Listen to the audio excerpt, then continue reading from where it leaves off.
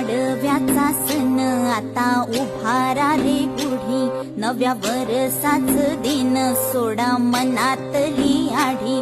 गेलं साली गेली आढी, आता पाडवा